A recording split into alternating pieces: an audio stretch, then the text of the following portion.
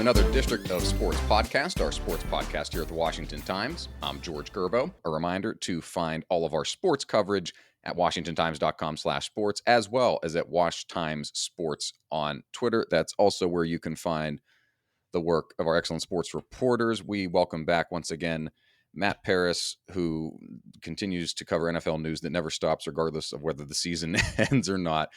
Matt, welcome back. Hey, thank you. It's good to catch a down moment a little bit here. Give him a little bit of a break before the NFL draft. He's been to the combine. He's got free agency, and the draft is just around the corner. And welcome back as well, Jacob Calvin Meyer, who's been helping out with all the massive NFL news that's been going on around Washington and around the league, as well as what's going on with the Caps, who we'll touch on a little bit later. Jacob, welcome again. Thanks for having me. I always feel bad for Matt because the news never stops. You always think of the off season. It's like, oh, maybe it'll be a little slower, but it really doesn't. It's never going to stop. The NFL has decided to take its cue from the NBA, which had been the reigning sports league offseason champs in the past year, to almost to the point where the NBA offseason was more exciting than the regular season. Now the NFL says, hey, we've got these exciting games that you're watching at, once again, record numbers, but also we're going to give you a whole bunch of palace intrigue and everything else going on with Deshaun Watson going on. I know you wrote about that again today, Jacob, and we'll stick mostly with how it affects Washington and the Commanders, but that's kind of a good way to get in on an entry point, Matt, is that there's just been so much movement with a whole bunch of players around the league, very specifically quarterbacks, and Washington believes they have their guy in Carson Wentz, and it's trading for him from Indianapolis. And I guess my first question is, it's at least seems to be a good fit in terms of what we've seen Ron Rivera like in his guy under center, and also what Wentz wants to do in terms of he seems a little bit scorned, both from the time he left Philadelphia and now the time of him leaving Indianapolis, to kind of look for some retribution in his career and maybe kind of revitalize himself in a way here in Washington. Right. It does. I wasn't a huge fan of the trade itself, but if you are looking for a positive of it, I do think Wentz is a good fit for what Washington wants to do at quarterback, and that is to air the ball down the field, have their quarterback under center, be able to extend plays with his legs and keep plays alive. And Carson Wentz can do both of those things. I think the question for me is just, can he be consistent enough and play at a high enough level to raise this team's ceiling? And he's coming off 2 stints now that he really didn't do that in Indianapolis. They flamed out last year, losing those last 2 games to not make the playoffs. And then in Philly in 2020, his final season there, he was just a mess, really all over the place, leading to his benching for Jalen Hurts. But if you are looking for positives, he did play a bit better last season, and maybe Scott Turner with the system, it seems like it is designed for him a bit.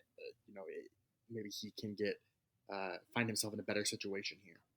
Yeah, Jacob, he's got some similarities into a move that the Pittsburgh Steelers just did when they brought in Mitch Trubisky, who was backing up Josh Allen in Buffalo. The difference being Wentz was the starter in Indianapolis, but we're talking about 2 former number 2 overall picks, still very young in their development. And if Washington can do something here to position him back on the right track, and for Wentz to kind of live up to the potential that we saw in his early tenure in Philadelphia, it could be a marriage that lasts 5-ish plus years. I know Washington probably hopes that to be the case, but will that be the case? And is there still kind of the rumbling out there that they may add another younger quarterback, whether it be through the draft or through another type of acquisition in terms of trade? Yeah, well, the whole NFL offseason has been interesting for a quarterback like Wentz because there are multiple of them. You've got Trubisky, you've got Jameis Winston, who's coming off an injury, and then you've got now Baker Mayfield is on the market after the Browns traded for Watson. And you've got those are guys who are in their, more of a later 20s, mid to late 20s, former top picks who, for the most part, aren't going to cost you an arm and a leg. Wentz is probably the most expensive of all those guys. I know Trubisky and Jameis signed more, team-friendly deals.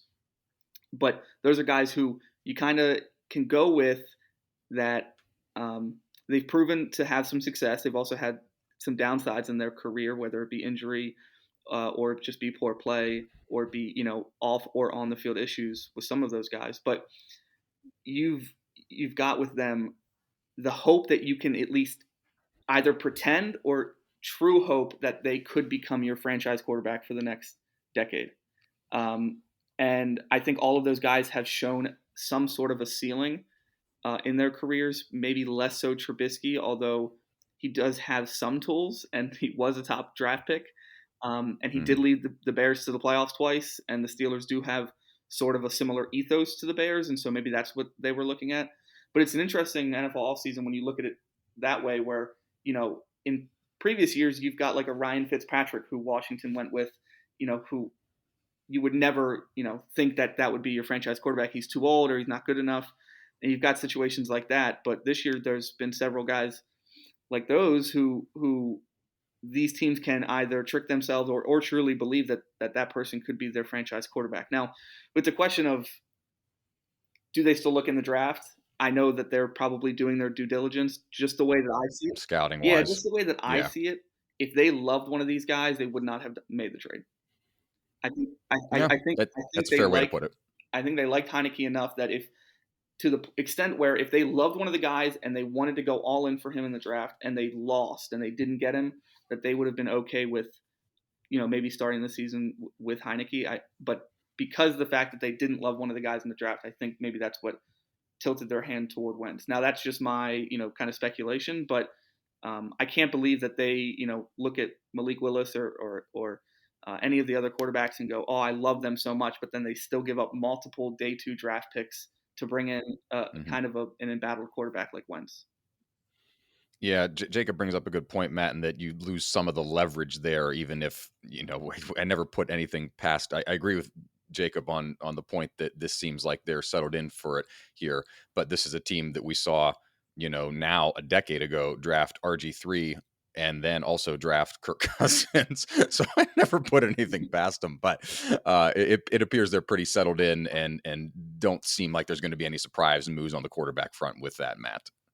Yeah, well, look, I mean, they only have 2 passers on the roster at the moment with Heineke and Wentz, so they're going to have to add another arm here at some point. Somewhere. Now, that's not going to be probably at number 11, but, later in the draft, even the 3rd round, it might be worth taking someone like that, but except Washington doesn't have a 3rd round pick. I just so well anyway. to that point though, have you heard any because of where they're at 11? Pickett kind of falls in my opinion in that range, in that teens range. Any rumblings about them moving down to give that to somebody else who's looking to get into the quarterback game? Yeah, it just depends on what the market is. I mean, I think it's too soon to speculate about talks. You think about last year with what happened, the Giants had the 11th overall pick and the Bears moved up from 20. Mm-hmm. So yeah, and the Steelers have the 20th overall pick this year, but that was to grab Justin Fields. And so, if you're the Steelers at 20, you're looking at the landscape and you're thinking which of these teams ahead of us are going to be in the market for drafting a quarterback. Well, not many. So what's the incentive to move up to 11? I think the strength or the lack of strength of this year's quarterback class kind of hurts Washington in that regard. But yeah, I don't think number 11 is an option for Washington to select their quarterback. And so, I think they'll try and add weapons around Wentz with that pick or try and boost their defense. And Matt, to wrap up on the Commanders, a couple of these other moves that have happened. Cornelius Lucas is back, 2-year deal for him. They lose Matt Ioannidis, but they also get back very strangely J.D. McKissick, who was 1.5 feet out the door to Buffalo, and in the 11th hour, much to the chagrin of the Bills, it sounds like Washington made overtures and was able to keep him potentially after a deal was already in place. Is that kind of the sense you got? Yeah. I mean, that's pretty much what happened. Is they had all verbally agreed to a contract because it wasn't signed. McKissick could go back on the deal and join Washington. Washington kind of swooped in at the last minute because they believed that they were going to get a chance to to match the offer, and there was some mix-ups along the way. And so Washington said, "Hey, if you want this deal, we'll give it to you." And so McKissick wanted to stay in Washington. He said today that he had unfinished business here, Hmm. and is a big Ron Rivera guy. Really likes playing for him, and he has a really prominent role in this offense. He splits time with Antonio Gibson, but they've really carved out a specialty for him. So I think he thinks that he really belongs here, and passed up maybe a chance to compete for a Super Bowl to do it. Yeah, Washington's had, relatively good success over the last 5+ years or so, finding these young guys, whether it was Alfred Morris or now to McKissick, that can provide a spark in the backfield. And if that can work in tandem with Wentz, it goes back to what we talked about before last season, where Washington, was going to be the defense that would potentially help them stay in contention. Defense struggled early, and then the offense had its struggles and injury concerns as well. And things are at least shaping up better if you're a Commanders fan, that to straighten that out as you head into this next season and into the draft, where Washington will, of course, add some pieces, including at number 11. Another piece added locally to a vacancy. Maryland has selected its new men's basketball coach. That is Kevin Willard, who comes after 12 seasons at Seton Hall, and 2 days after Seton Hall lost to TCU in the NCAA tournament. He's a Rick Pitino disciple. He was an assistant under Pitino in both Boston when Pitino was coaching the Celtics, as well as at Louisville. Played for his dad, who was a longtime coach at Pitt and Holy Cross. Jacob, Maryland, in getting to this point, they kicked the tires on a lot of different people. They asserted themselves as this being one of the top college jobs in the nation. Willard said as much to that end in his introductory press conference at Xfinity Center this week. They're going to back that up with a new $40 million basketball practice facility in College Park, and that's helpful, but not. Willard said it wasn't necessarily the reason that drew him there, but it was a big lacking deal for Maryland, as pretty much everybody in the country has one of these, and Maryland did not. Even after all that, they went after Pitino. You heard Mike Bray, he's from Bethesda. He coached assistant coach at DeMatha. He's a local guy. All these different names, and they come to what Damon Evans said was their number one guy, and Willard reciprocated that and said, "Yeah, this was my number one choice." My question is, was there another option that you think that they were swinging for that they missed? And how do you see his introductory kind of salvo here in Maryland after all of the turmoil that we had with Mark Turgeon leaving and just kind of him being disillusioned by the job and burned out at the end and everything? Credit to Danny Manning for leading the Terps in this last season. But was there a bigger name that Maryland was looking to go for, or does this seem like the right fit at the right time for the Terps? Well, I think it can be both, right? Listen, if Rick Pitino wanted to come to Maryland, he'd be in my opinion, he'd be the head coach, right? Mm-hmm. And so, sure, like, would they have preferred Pitino, or maybe would they have preferred Mike Bray? I don't know, but I don't think anybody can look at this and say that this is a disappointing hire, that this isn't a fit. But I don't know how much that matters, because there are probably several coaches that they could have hired that would make sense, would look like a fit, and that doesn't guarantee success.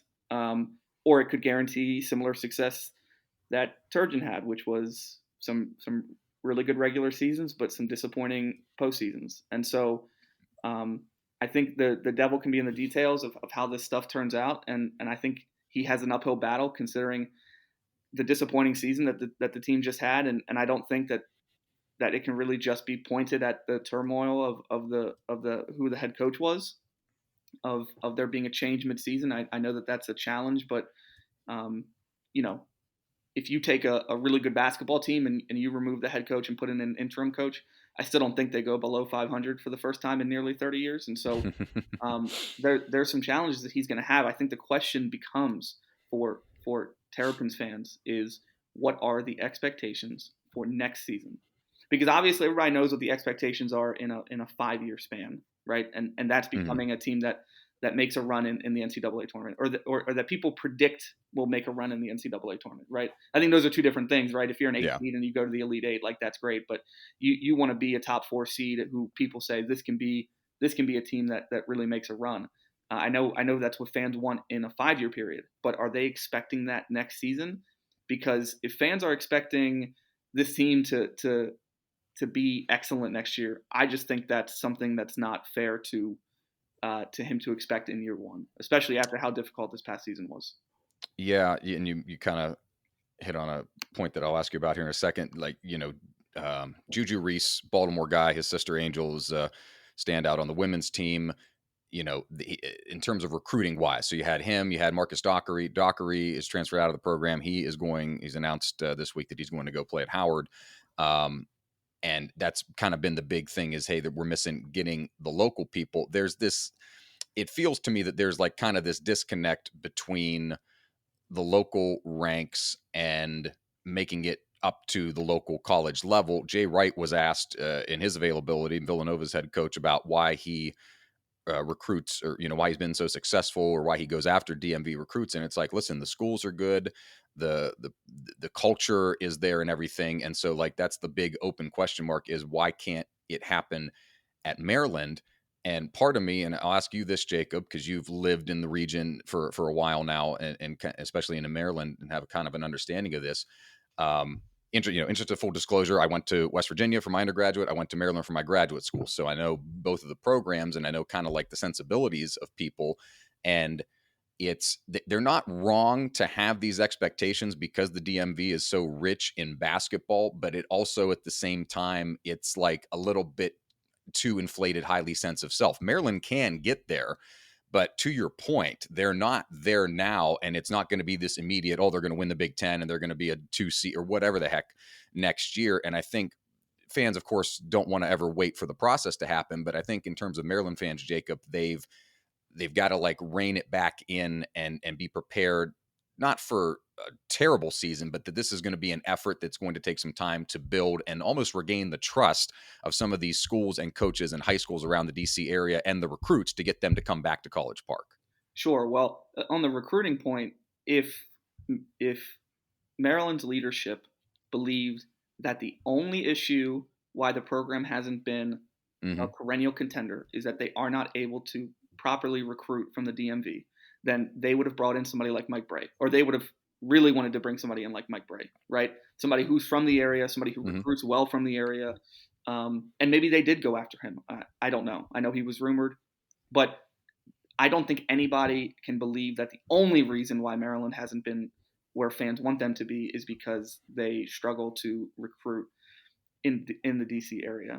Now, when it comes to what the expectations should be, I think if you go around college basketball and go to other fan bases and you ask them what they think of Maryland as a program, almost none of them are going to tell you that they expect Maryland year in, year out to be a contender.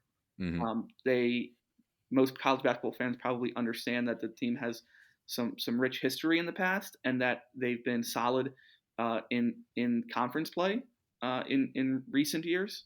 But I don't think anybody looks at Maryland as a team that should be year in, year out competing for conference or national titles. Now, that doesn't mean that the fans are necessarily wrong, and that doesn't mean the program can't get there. I just think that these things take time, and I think they take more time in a sport like basketball than maybe in other college sports because maybe there's not as much hype, or maybe there's not as much as in football, where it might take 3 years if you go to a blue chip program, right? Like you're going to see it with LSU. They do it every 5-10 years. A new coach comes in, and within 3 years they win a national title. I just don't think that that's as easy as it is in college basketball, and so it's just going to take some time. Matt, I'll ask you the same question with the two notes that the transfer portal is pretty much what Mark Turgeon relied on to construct his roster for this season. And if they didn't have Fats Russell, who they got as a grad transfer from Rhode Island, who knows where this team would be in its first losing season in 28 years. On top of that, Willard, at least, he made a strong commitment, says he loves the area. He had recruited here before, very affectionate about Washington and the whole region as a whole for somebody that was comes here as a native Long Islander. Has vowed to be DMV heavy and centric on his staff and on his support staff. two names reported so far. Jeff Ehrman at Inside Maryland Sports saying that David Cox, who went to St. John's College High School in the district and was Rhode Island's head coach, is going to join his staff. And Tony Skinn, another reported name who played on George Mason's Final Four team and current assistant for Ohio State, also going to join that and kind of beef that up. As Jacob says, Matt, it's not necessarily recruiting on the whole, repairing relationships, but it's kind of just about reestablishing the program as a place to be more so than, because they have recruited the area, just maybe not the area's top recruits that end up at places like Villanova and other schools in the Northeast and elsewhere.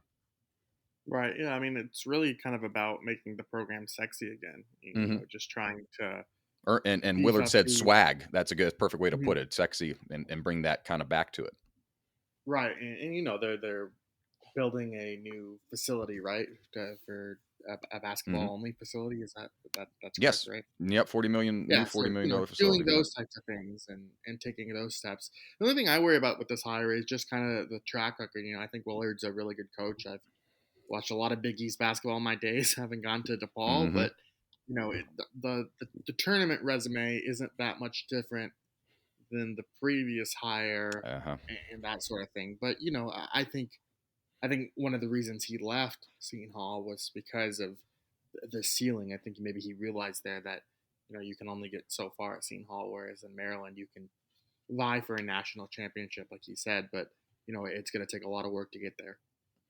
Tournament title in 2016, Matt, for in the Big East, and regular season title in the 2020 season that was postseason that was postponed due to the pandemic. You've got a handle on that, as you mentioned, in terms of Big East stuff.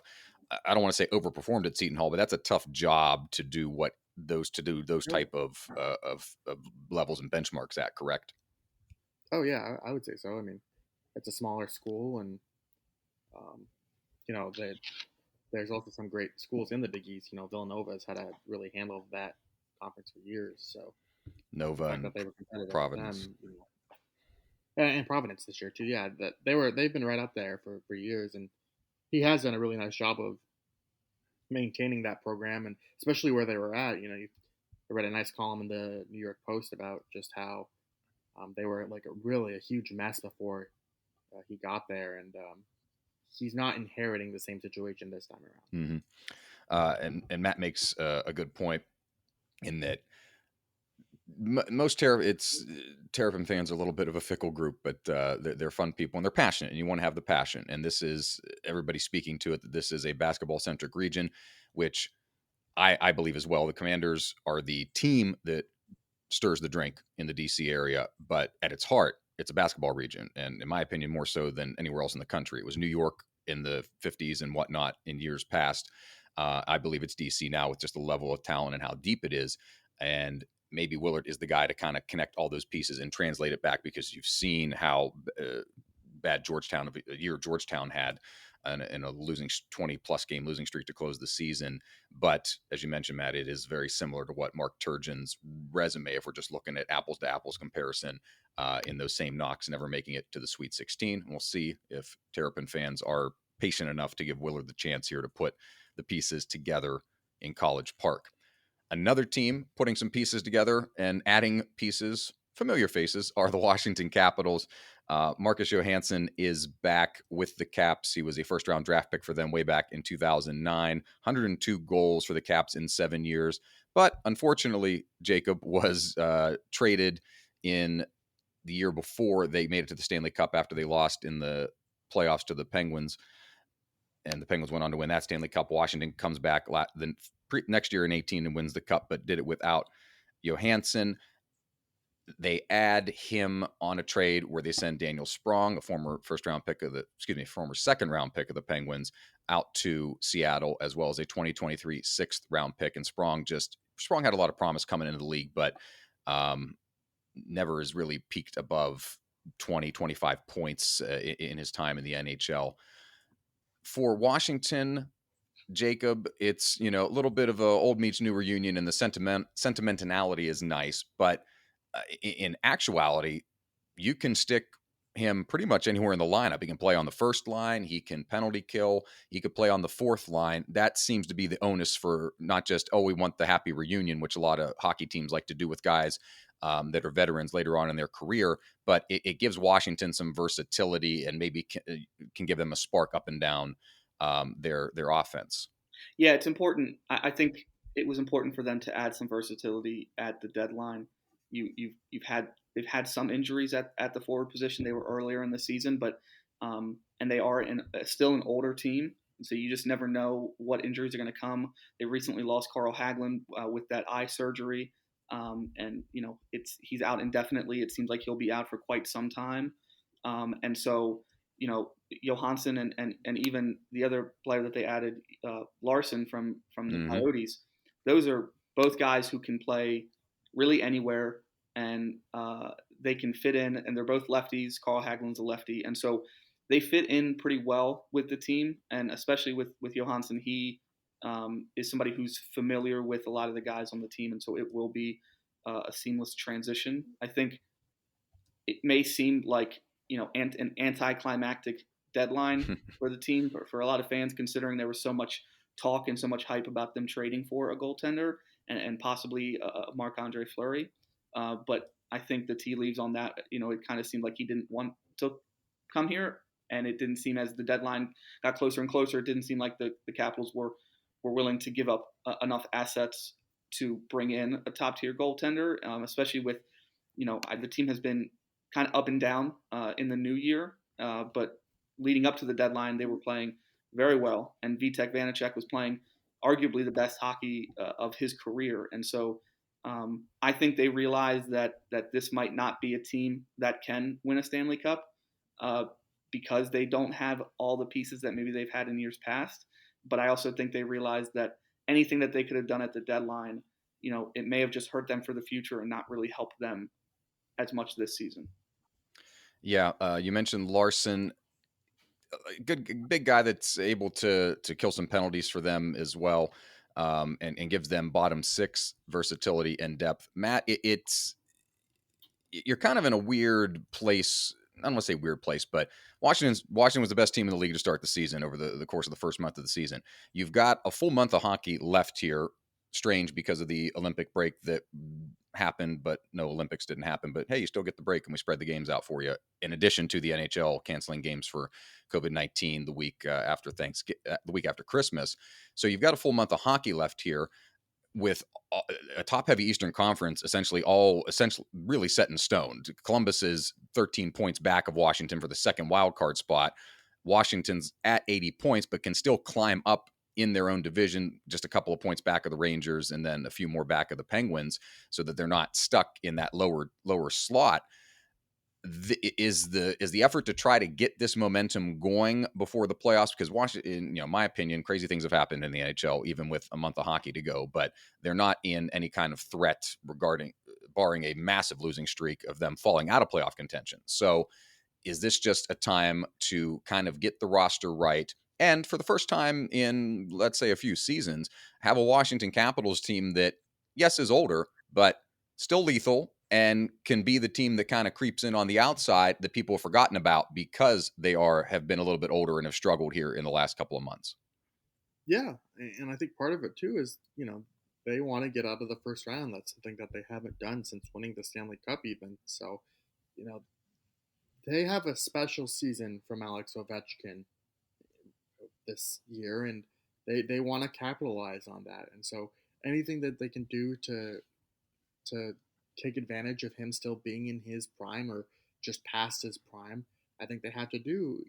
I saw these moves at the trade deadline as, even though they necessarily weren't aggressive or they weren't this big splash, I saw it as kind of a vote of confidence from them. And, I think the general manager, Brian McClellan, he said that, with these moves now that they feel like they can compete with anyone in the division. I thought it was really interesting. He didn't say conference or league, but, we've seen playoff upsets happen in the NHL fairly regularly. I think, with the Capitals, they just need to really just find that rhythm going into the postseason. They've had a lot of injuries and guys have been in and out of the lineup. And so if they can sustain some momentum going into the postseason, I think they'll maybe better hit their stride. But I think these moves kind of help them try and establish the momentum or make it easier to do so with their versatility. Movements and momentum is a good way to put a cap on it. All three of these teams we talked about, the Commanders, the Terrapins, and the Caps, all trying to either build momentum for these seasons to come, and to do that, making movements that they feel will position their teams best to be successful in their coming seasons, and for the Capitals, their coming season, which is the postseason. That will do it for this edition of the District of Sports. We remind you to visit WashingtonTimes.com/sports for all of our coverage there. Jacob, let the folks know what you're working on and where they can find your work. Yeah, just preparing for national season, doing a lot of Nat stuff, and you can find me on Twitter at @JCalvinMeyer. We'll have more baseball stuff as we ramp up and get closer to opening day, which comes mid-April, which honestly in the Washington region with the weather, it's kind of better when you get a little bit more into April, avoid some of the cool weather and the rain, although we've had some nice weather earlier this week. And Matt, where folks can continue to keep tabs on everything that changes in the NFL, which is by the minute at this point, including with the Commanders. Yeah, find us on our website at WashingtonTimes.com/sports. You can follow me on Twitter at Matthew_Paris, Paras. And a reminder, you can find all of your favorite Maryland Terrapins coverage at Gerbo 3, as well as at Wash Time Sports for everything, all the work that we do between Matt, Jacob, and myself. And find this podcast on all of your favorite podcast platforms. Just search Washington Times. For Jacob and Matt, I'm George. Thanks, and we'll see you next time.